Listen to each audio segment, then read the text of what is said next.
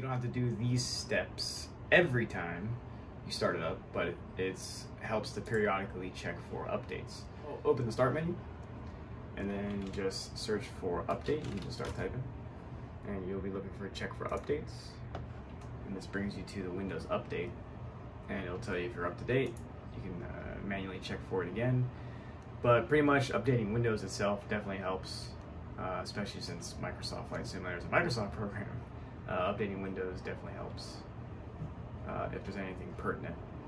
So go ahead and update that. And then the only other thing you should check for updates is your graphics card.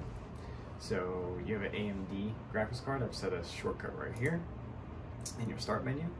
So open this guy up and right here in the top right, it'll have your driver and software information. And it'll tell you if you're up to date or not. Again, you can manually click it and make sure it's up to date. So again, you don't have to do those two steps every time, but periodically it definitely helps.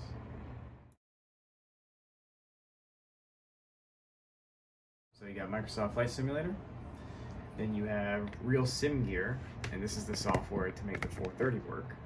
And then you have another program called Flight Events, and that is to make Foreflight sync with the simulator. And then we have finally Navigraph, and that is your navigational database. But before you run any of these three, you want to get the sim going first.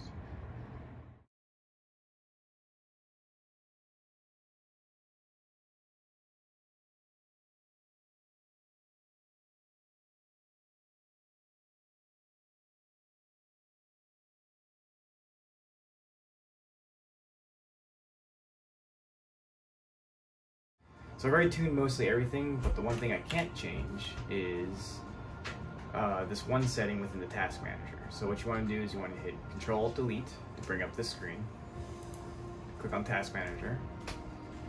And then up here at the top, you want to go to the Details tab. And Flight Simulator.exe should be at the top because right now it's pulling the most memory. It'll always be at the top. Right click that. Scroll down to Set Priority. And then change it to high.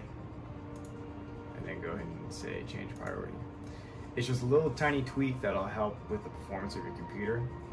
You do have to do this every time. If you don't, it's not a big deal, but it definitely helps.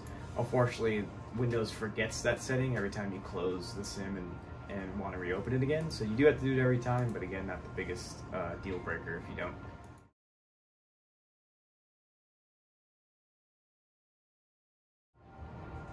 Now I'll show you how to get the 430 going and how to get Foreflight going.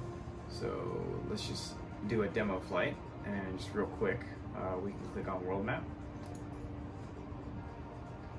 And you can zoom into anywhere you want to go in the entire world. So we'll keep it simple right here at home.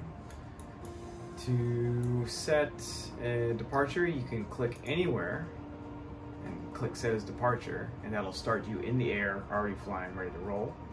If you rather start on the ground, pick any airport and set that as departure. And you can start off on the ground there. You can even go up to this menu right here and pick different spots on the airport. And if you don't like this drop-down menu here, you can even zoom in further to the airport.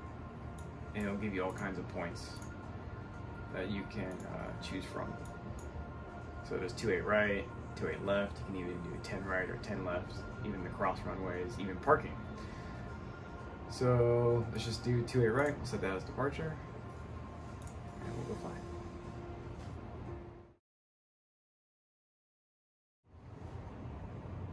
Okay, once you're in the cockpit, we gotta open up our other programs. So if you're on the ground, not a problem, but if you do choose to start in midair, you can pause yourself. So you can either move the mouse up to the top, this arrow right here, and it'll open up the in-flight menu. And you can go all the way to your left, and you can toggle active pause. Active pause is interesting and unique to Microsoft Flight Simulator 2020, whereas it pretty much just suspends you in the air, like if you're flying. And everything else around the world is still going on. So your engine's still running, the weather is still active. Other planes, if you choose to have them on, they can be flying around you. So it gives you a chance to like pause without going into the escape menu. and you can actually configure things in your aircraft and take care of business while you're still quote quote flying. So either hit pause there or hit escape. That'll bring up this menu. So this will pause the game actually if you're in this menu right here. Now once you've paused, we need to get the 430 mirrored onto your real Sim Gear 430. So hit the Windows key on your keyboard, or if you don't have a Windows key, hit Alt-Tab. And then down here at the bottom, we want to open up Real Sim Gear. If you click on that, this little window will pop up, and it takes a little bit to boot up. But if you see this Real Sim Gear GNS 430, that's pretty much, you know it's gone, so you can minimize that. Okay, once you've minimized Real Sim Gear, you want to get the screen in the cockpit onto your Real Sim Gear actual 430 on top of your yoke. So you want to hold down the right Alt button, and then on the screen you'll see if you mouse over the 430 and hold down the Alt button, it'll change to a magnifying glass. Click on that, and that'll pop up the 430 in its own window. Now what you want to do with this is you want to drag it down to the 430 and it will pop up there. This part's kind of tricky. You may not see the taskbar up here because the screen does overlay a little bit. So just mess around with it until you can move this screen around just like any other monitor or just like any other window in any other monitor. And you can either double click to expand this to full screen, or you can click the middle button here, which is maximize, just like any Windows screen, and it should fill out the entire 430. Okay, next up, to get your Foreflight going, again, hit the Windows key or Alt-Tab, anything to get the taskbar up, and you're going to want to run this program, Flight Events. So click on that, open that guy up, and this window should pop up here. Sim Connect should show connected, and you know it's running. You can change your call sign here. It's not a big deal. That's more for if you're actually playing multiplayer with Flight Events. And in settings, this should be clicked already, but just in case it's not, make sure broadcast data to local network is checked. And you click this button right here, start flight tracking, and you'll know it worked because within Microsoft Flight Sim, you'll see connected to Flight Events. To get your Foreflight going, open it up, click on More, then you want to go to Devices, and you'll see Flight Events right here. Click on that, and a little toggle enabled. Of course, make sure it's working. Go back to Maps, and you should see yourself pinging wherever you are in the simulator.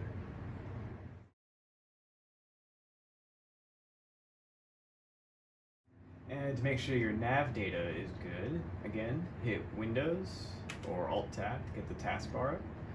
And we're going to click on this guy, Navigraph. And once Navigraph opens, it should auto-run by itself. But if it's not, just click on my Microsoft Flight Simulator here on the left, and it'll be running in the background, and you can minimize that. And your nav data will be up to date in the game. Welcome in Profile. Okay. Profile shows my hangar.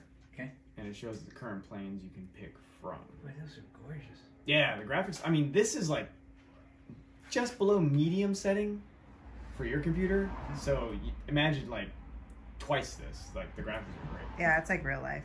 There was times when I found footage and I couldn't tell if it was real or if it was in the simulator. Oh yeah, people that push the boundaries of their rigs, like they take screenshots and you can't tell the difference. If it's a photo or not. Nuts. Holy smokes. So yeah, I couldn't find the Baron. It's really, I'm still trying to figure it out. The diamond's fine. Yeah, I got the diamond for you, but the Baron is, you have it as part of the tier you bought of Microsoft Flight Sim. I just wanted the two engines, so that's fine. Yeah, so diamond's in there. It comes with the 152. Okay. And then if you want more to pick from in the future, if you just want to try things out. The tire marks on them. So the marketplace, you can, oh no, is it marketplace? Oh, content manager. So again, only welcome in profile. And then below your hangar is content manager. And this is everything you have available if you want to use it. Hello. Hello. If you want to use it, you just have to download it. So like, let's say you just want to try a Bonanza. Okay. Select that and then download it. So your main page, it's pretty much, this page is pretty much self-explanatory. So live events, I think you can't do that yet because you got to go through their flight training. So you can do this to get used to it too. Okay. But I'll show you how to just jump into a flight. So the main big screen world map, it pops up the whole world. So you can literally pick any of these white dots to choose to fly from. Yeah, so that's a lot of white dots in the US. That's a lot of white dots. So we'll pick something easy and we'll go home. So let's do Montgomery. You just select any airport. Okay. Set as departure, set as arrival, do whatever you want with it. Okay. Or you can even click anywhere. Let's see. If you click on open filters, you can show airspace, and that kind of helps tell you where you're at as a pilot because you're more familiar with this than, you know, right? So, you know, so with that on, you can click anywhere in space and set that as departure, and that'll set you going in the air already flying. Oh, okay. Yeah. So we can put ourselves at Carlsbad to do the oceanside approach. Right, right. So you can start yourself in the air or click on an airport to start on the ground. Okay. And you can even zoom in more, and you can pick a specific place where you want to start. So you can either be on 2A right, 2A left, or even like in parking somewhere. Oh. So it's pretty cool. So we'll pick 2A right. So you could park at our maintenance hangar? Yeah, you can taxi right from the maintenance hangar. Nice. So select where you want to start. You don't have to put in a destination unless you want to. And fly. And again, oh, why did it put me in the air? Oh my goodness, the graphics are so cool. That's weird. Yeah, it's wait. Wild. If you do start in the air, you can go up to, so if you just mouse up over this arrow, the live menu will come up. So while you're in flight, these are things you can pick from, and we can go into that a little bit more. But all the way on the left is active pause. And active pause is kind of unique to Microsoft Flight Sim compared to other sims, because active pause pretty much just grabs you in the air and makes you still. Everything else is still happening. So like other planes, weather, the RPM, like, because if you look at the RPM down there, I'm still controlling it.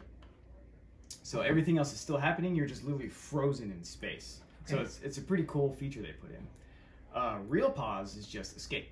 So that'll actually pause everything. So they give you two options. So if you do start in the air like this, go ahead and hit pause either way.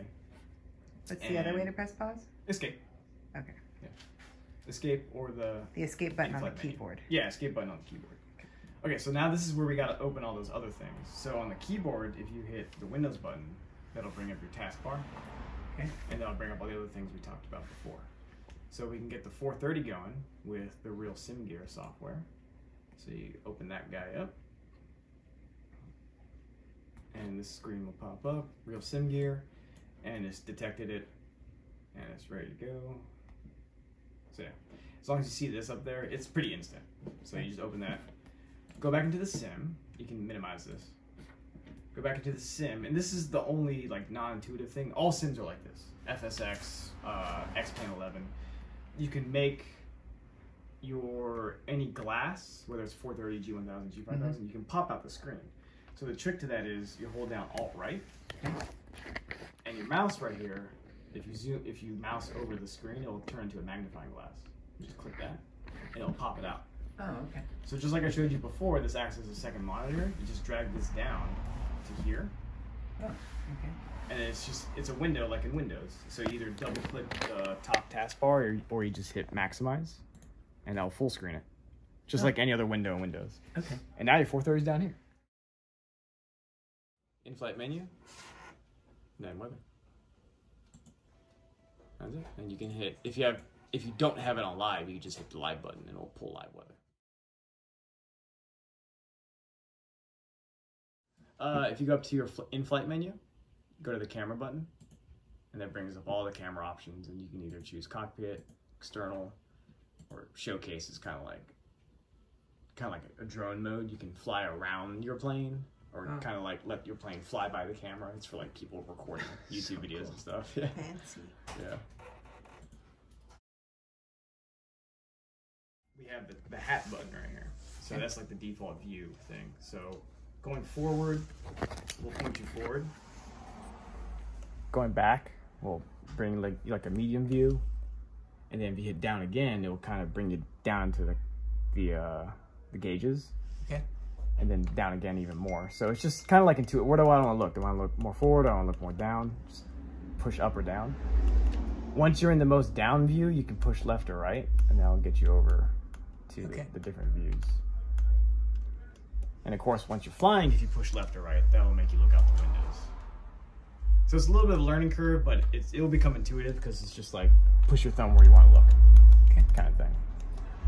In a pinch, keep the mouse right here because you can use the mouse to look around. So if you hold down the right button, you just move the mouse and you can look around. And more importantly, zoom. With the scroll wheel, you can just like really quick look at something. So the mouse is way more intuitive in a pinch. But if you're like actual, stick and rudder and you can't take your hand off the control, use it as a hack.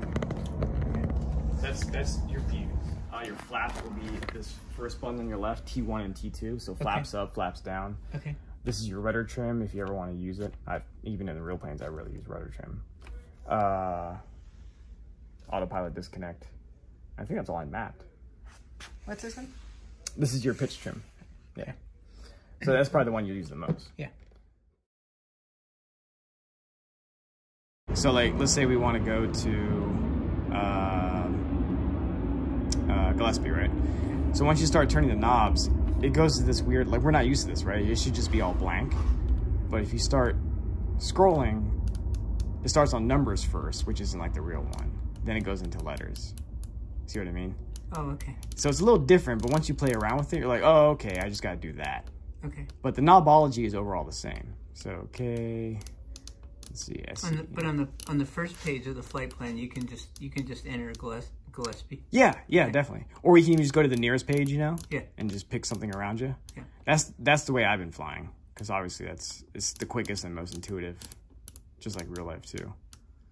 So you can either put in a real one like that, and it'll pop up on your flight plan, or you can go all the way to nearest, and it's the same thing. So you got nearest airports, nearest intersections, just like the real one. Yeah. So this one's a little bit different. You can't like direct enter. That's one thing that's a little weird. Oh, really? Yeah, so you hit direct, and it brings you to the direct menu, just like in the real plane. But then you gotta push select and go into it, and then go to activate. Oh, okay. So it's one of those things that it's like, it's one of those shortcomings with Microsoft Flight Sim right now. So what I've been doing, if I wanted to shoot an approach, is if I'll load the approach I want, and I'll pick the only initial approach fix they have. Right. For example, Montgomery's Barrett, and I'll set the plane on autopilot.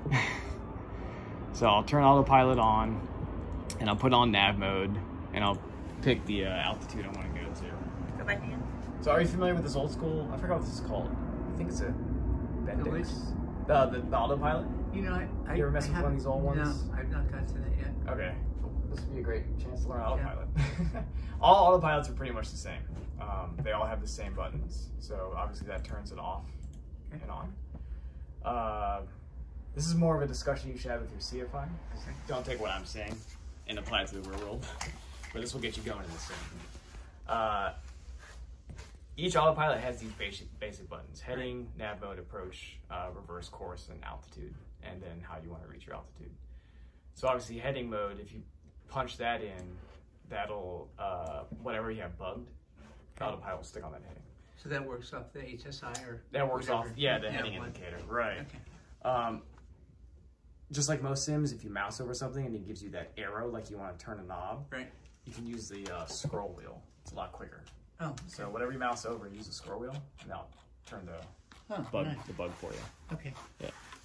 So same thing with this. When we do altitude select, you just move the scroll wheel, and that'll change the altitude for you. So that's here that you're changing, right? Right, over here, right. So in terms of shooting approaches again, what we're concerned about is just getting to the beginning of the approach. And what I've been doing is I'll put on nav mode, which means the autopilot will follow your magenta line. Nav mode, pick whatever altitude you want to go to. I think the beginning of Montgomery is like 4,000. Is it difficult to change ground speed to distance? Which one? What do you mean? Like down here? Oh, you know what? I haven't tried that yet. I know what you mean, because I have a preference too of which four show up. I kind of like the distance basically DME. Right. No, there's no menu for the... I haven't tried that yet. I know, because on this screen you should be able to hit menu, right? And then you can change your windows here. I do that in the real time too. If I enter the same flight plan on the... Is that a 530? The top one? Yeah. I think it's the... Then that... Yeah, it's the same. They synchronize. So I could set that up. I wonder if I could set that up for the DME part. Oh, like this... Well, just, that would show me the legs. I could get the flight plan and see the legs, or no? I think... Yeah, let's see. Flight plan... Yeah. Okay. Yeah, so we got the distance right there. Okay. Whew. Guys. It's a learning curve. It's just like trying a new plane out for the first time. I'm thinking this is more difficult than flying in a real plane. So yeah, back to the autopilot to get there. Because right now, it's shooting us to Barrett, right? And unfortunately, we can't change that. We can't activate a leg and get to a closer point. So we'll hit nav mode on the autopilot and whatever altitude we want to go to. And then we'll hit unpause. It should take us there. If it doesn't get all screwy. What would happen if I was up at Oceanside? And instead of doing the procedure turn, I wanted to do the hold. So would the OBS suspend it and let me fly the holding pattern? I haven't tried that yet. Oh. Back to forward view. Okay, so right now the autopilot is taking us on our magenta line. And this is where you can go get a drink, go get some food. Is there a speed you can fast forward like in other sims? No. So you're stuck with whatever aircraft you're flying at? Yeah. At cruise speed? Yeah. Well, yeah, you can punch it. Huh. Yeah, so we'll increase the RPM. So yeah, it's gonna follow out all the way to Barrett. And it's gonna come around and do every nav point. Yeah, I don't think I've ever been out at Barrett.